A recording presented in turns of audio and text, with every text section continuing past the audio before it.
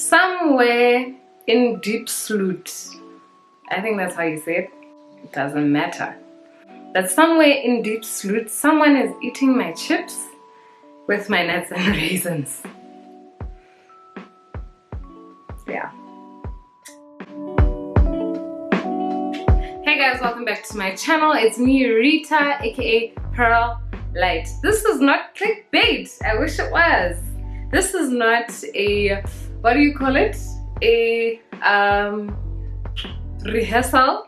This is not, yeah, this is real. So buckle down, get your juice, get your tea, get your wines, whatever you drink, get it. And let me tell you the story of what happened. I'm being so dramatic, but this story is very dramatic. Wow. If this is your first time, no, I need to address my fam bam first. Light fam, light gang, squad deep. Hi guys, welcome to the channel, welcome home, if I might. Welcome guys, I hope you're having an amazing start to the week. It's good to film again, it's good to be home. Praise Jesus, because yeah,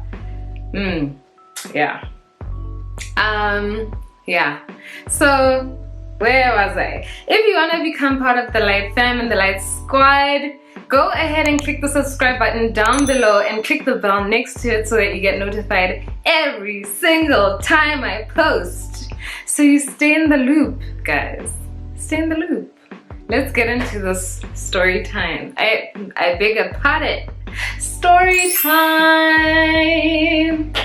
Yes. So yeah guys, we got carjacked. I don't even know if that's a real term or a real word, but we got carjacked. Our car got stolen when we were in South Africa last weekend, literally around this time last week Sunday.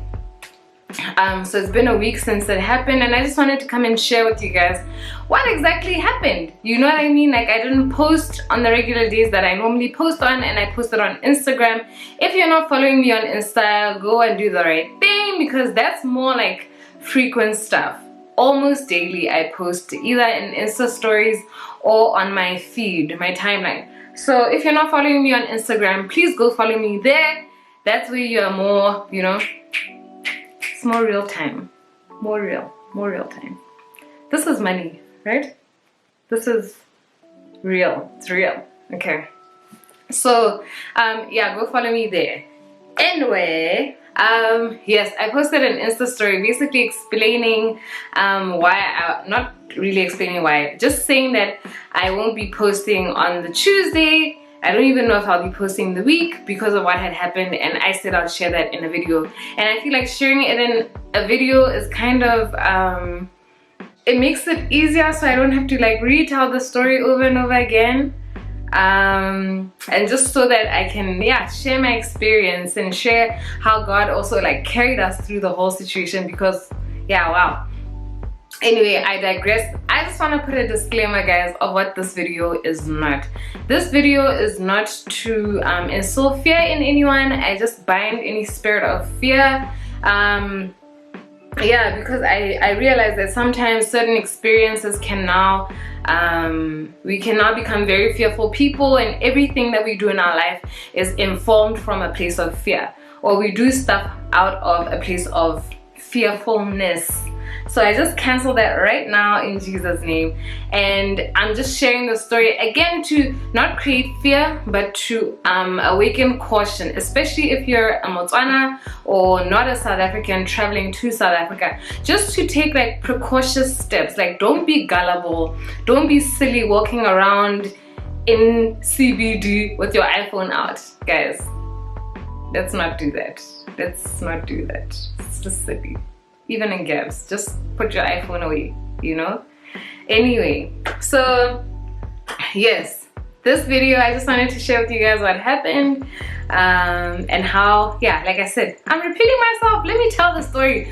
So last week Saturday, we traveled to Joburg to go visit my sister-in-law, collect some stuff that we ordered online.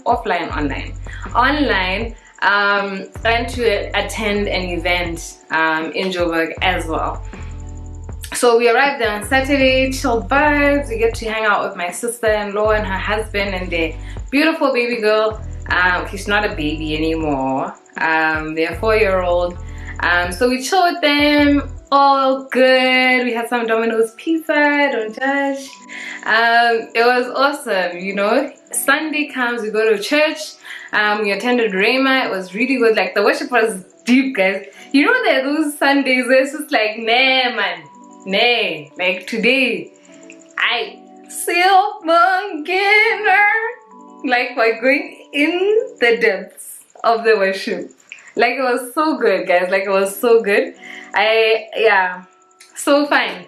We go to church. It's awesome. And then after church, we went to the event.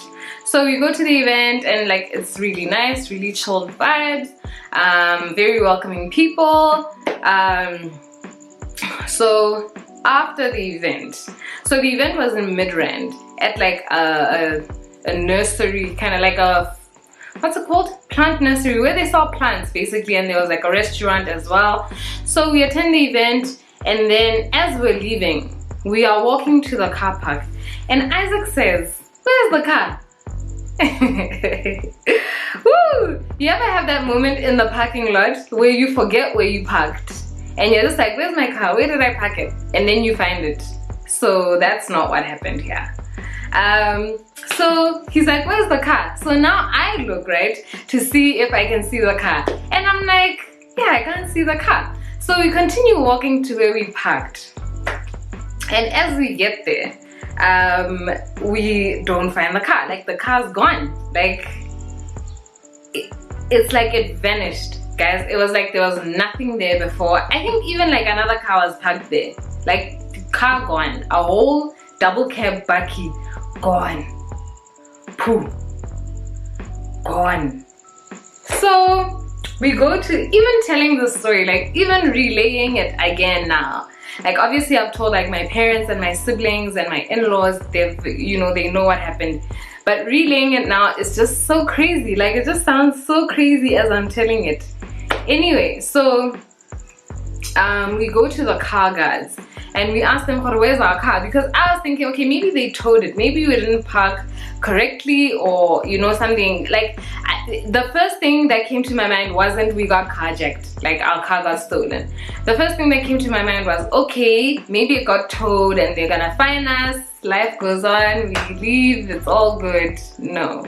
So the car guard says to us, no, maybe it went out that way.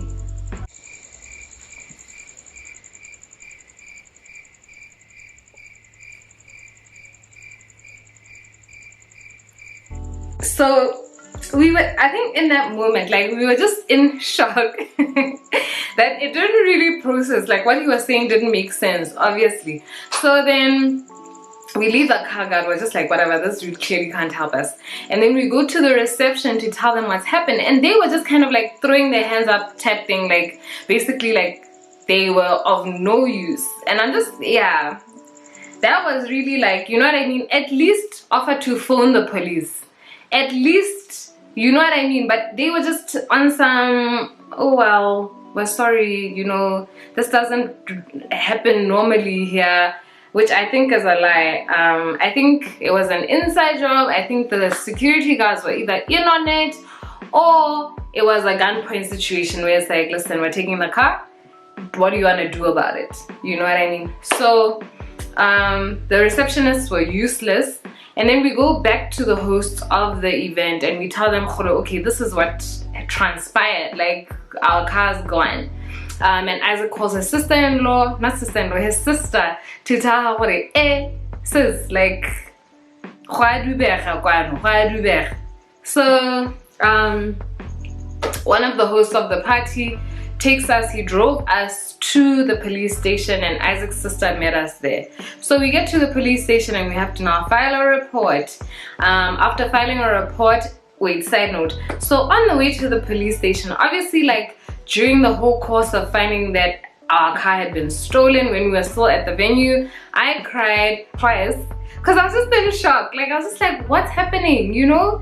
Like, I was just overwhelmed by the confusion. Let me say that. Isaac was just holding it down like the G that he is, you know, just trying to find out what's the next step, where we should go, what we should do, how do we get out of here the quickest way, the safest way possible.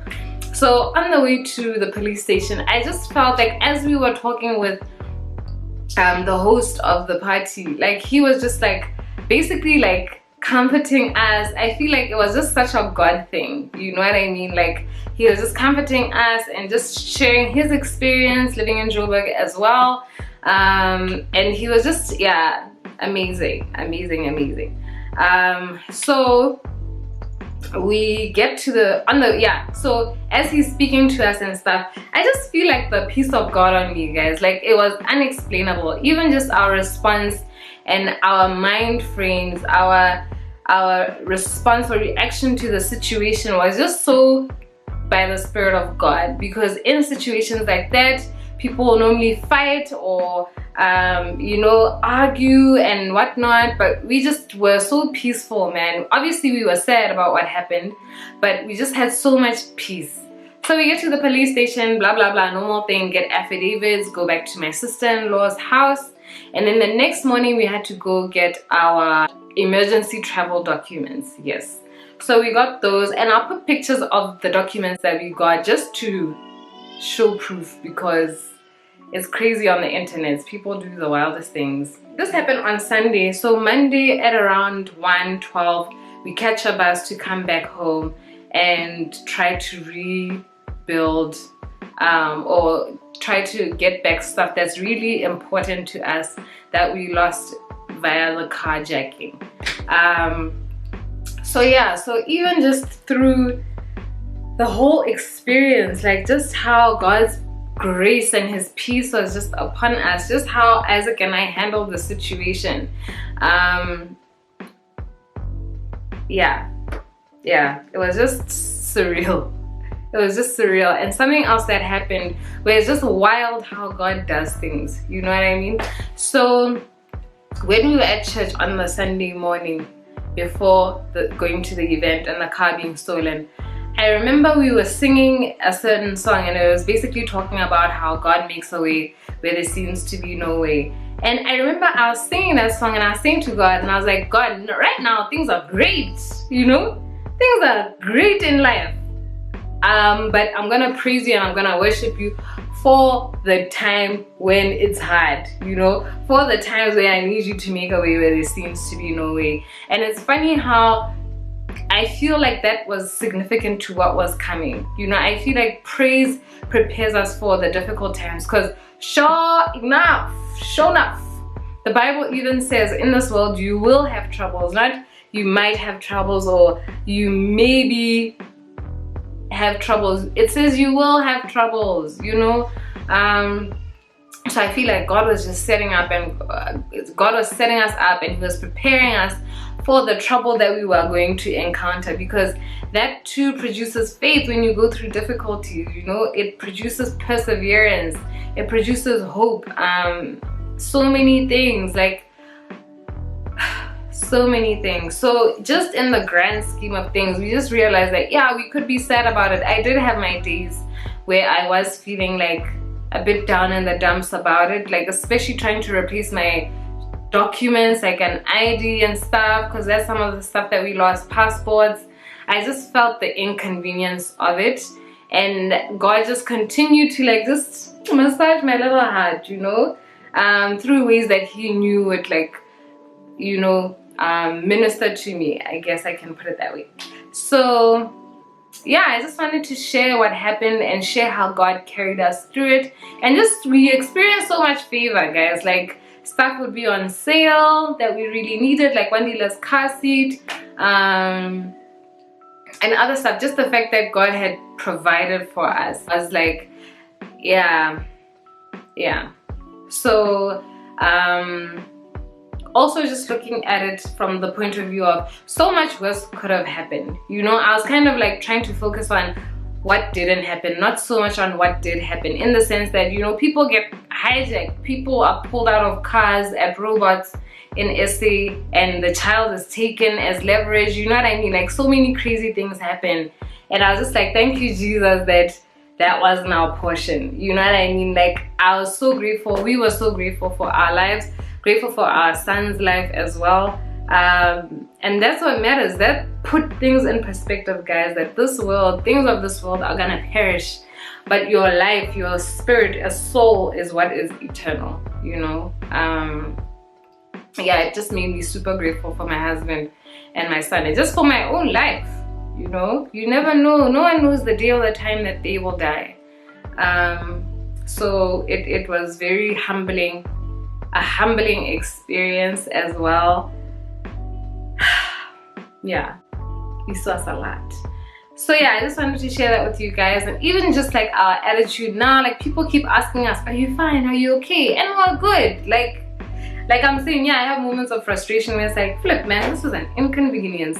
But for the most part, like, we're good. Like, we have joy in our hearts. The joy of the Lord is our strength. That's something else that we experienced. Where it's like God really held us together and held us, me and Isaac, together. Like, we were still in unity in a situation where disunity is so easy. It's so easy for it to happen, you know, and that enemy also looks for opportunity to bring disunity and arguments and discord and all that stuff that is not of God. Like I said in the beginning of this video, we're not given a spirit of fear by God. We're given a spirit of love, power, and a sound mind. So be cautious, but don't be fearful, is like the bottom line. Like, you know, also do your research on how you can be more cautious or be a safe traveler, if I can put it that way, regardless of where you're going, whether it's South Africa or a different country. Just equip yourself with information, you know, because I feel like sometimes when we travel, it's just, oh, la-di-da, hoo-hoo-hoo, you know, like we don't get the relevant information about that country and about, you know, how to be street smart, basically. Yeah, I think that's it. So thank you so much for watching, guys. Again, if you're not part of the Light Fam, go ahead, click that subscribe button down below. It's a free button, you know, it won't hurt. Like if you enjoyed the video, and I'll see you guys, God willing, in my next video. Thank you so much, guys. Have a good week. Bye. Bye. Bye, guys.